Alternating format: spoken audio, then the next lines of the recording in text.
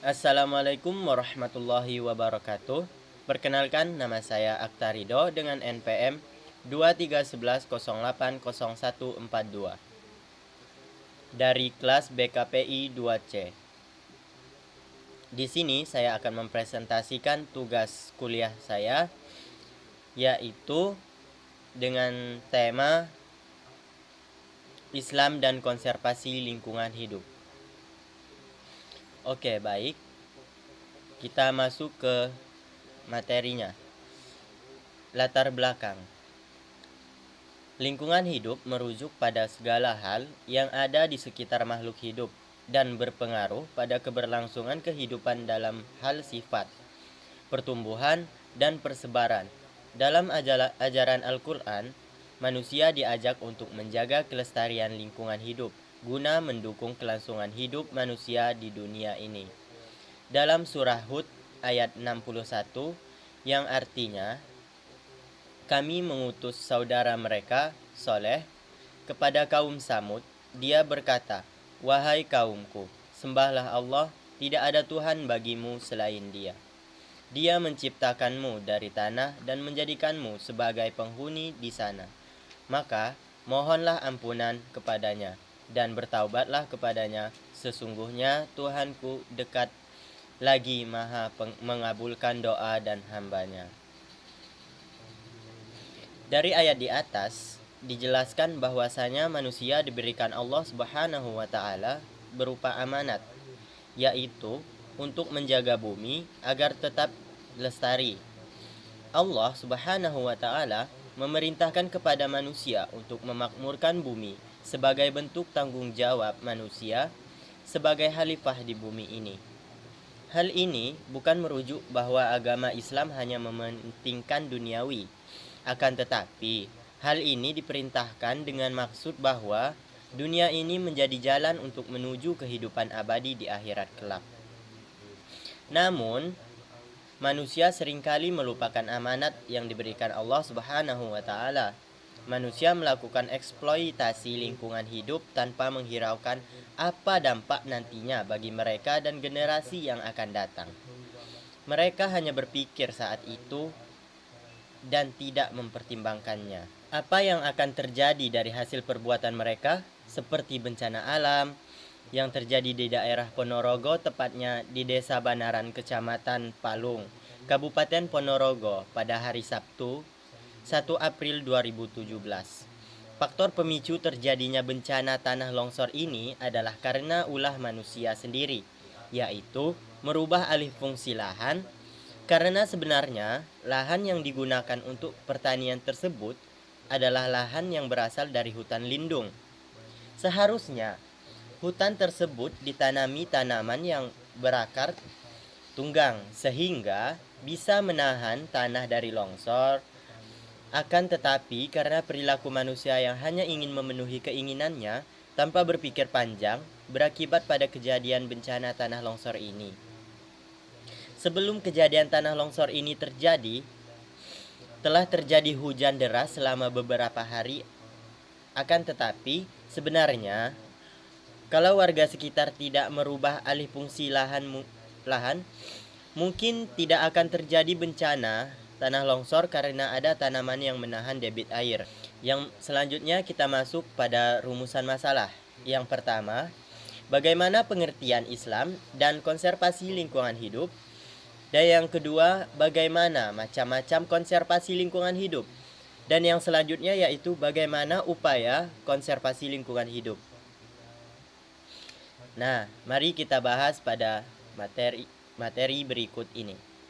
Yang pertama yaitu pengertian Islam dan konservasi lingkungan hidup.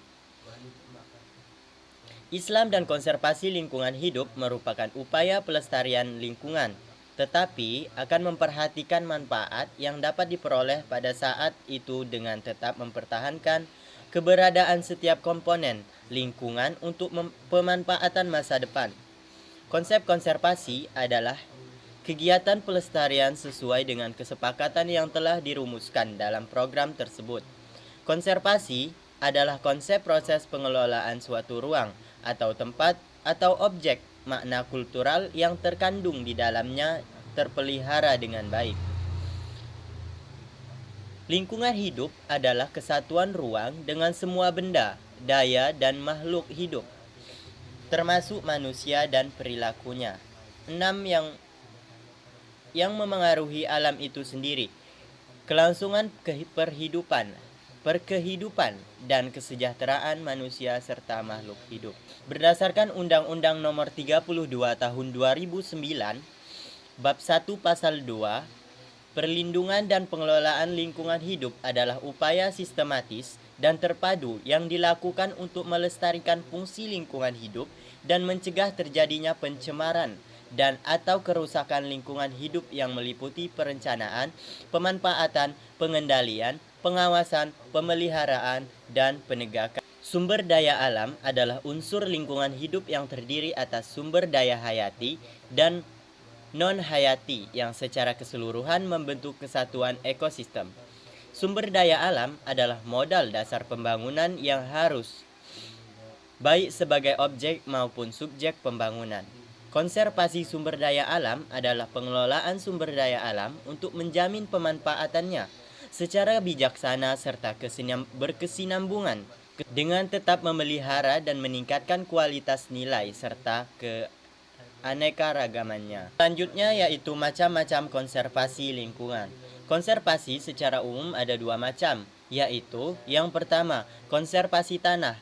Konservasi tanah diartikan sebagai penempatan sebidang tanah pada cara penggunaan yang sesuai dengan kemampuan lahan tersebut dan memperlakukannya sesuai dengan syarat-syarat yang diperlukan agar tidak terjadi kerusakan tanah. Tujuan utama konservasi tanah adalah untuk meningkatkan tingkat keberlanjutan produksi lahan dengan menjaga laju kehilangan tanah tetap di bawah ambang batas yang diperkenankan. Yang secara teoristis dapat dikatakan bahwa laju erosi harus lebih kecil atau sama dengan laju pembentukan tanah. Untuk itu, maka diperlukan strategi konservasi tanah. Yang pertama, melindungi tanah dari hantaman air hujan dengan menutup permukaan tanah. Yang kedua, mengurangi aliran permukaan dengan meningkatkan kapasitas infiltrasi. Yang ketiga, meningkatkan stabilitas agregat tanah. Yang keempat, mengurangi kecepatan aliran permukaan dengan meningkatkan kekasaran permukaan tanah. Yang kedua, ada konservasi aliran air, yaitu merupakan upaya meresapkan air ke dalam tanah sehingga air dapat masuk mengisi rongga-rongga dalam tanah dan tanah mampu menyimpan air.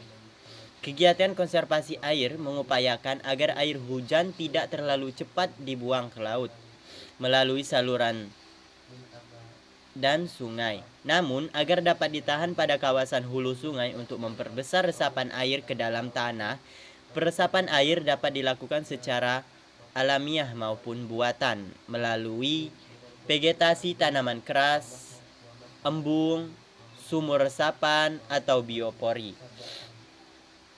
Dan yang selanjutnya yaitu upaya konservasi lingkungan. Konservasi adalah upaya perlindungan terhadap lingkungan hidup untuk mencegah terjadinya kepunahan. Konservasi penting untuk dilakukan karena hal ini menyangkut keselamatan manusia dan lingkungan hidup. Manfaat konservasi yaitu sebagai wahana pengembangan pengetahuan alam yang didukung dengan terapan teknologi yang berwawasan lingkungan, sebagai hidrologis pendukung kehidupan, untuk menciptakan iklim yang baik dan seimbang, untuk menciptakan lingkungan yang sehat. Oke, baik, itulah materi yang dapat saya sampaikan. Kesimpulan dari materi kita hari ini yaitu konservasi lingkungan hidup merupakan suatu hal yang harus dilakukan untuk melindungi lingkungan hidup dari kepunahan. Karena apabila lingkungan hidup sudah rusak, maka akan berdampak pada kehidupan manusia, sehingga manusia akan mengalami kesulitan di dalam memenuhi kebutuhan hidup, dan dapat juga membuat alam tidak bersahabat lagi dengan manusia. Ditandai dengan adanya bencana alam yang sering terjadi. Selain itu, konservasi digunakan untuk menjaga air, digunakan untuk menjaga agar hubungan antara manusia dan lingkungan hidup tetap terjaga dengan baik. Dengan terjaganya hubungan manusia dan lingkungan hidup akan membuat terjadinya suatu simbiosis mutualisme, yaitu saling menguntungkan. Jadi, tidak ada yang merasa dirugikan dan semuanya mendapatkan keuntungan. Hal ini penting untuk kita lakukan agar lingkungan hidup dan manusia tetap bisa berdampingan dengan baik. Demikianlah materi yang dapat saya sampaikan. Lebih dan kurangnya saya mohon maaf. Wabillahi taufik wal hidayah. Wassalamualaikum warahmatullahi wabarakatuh.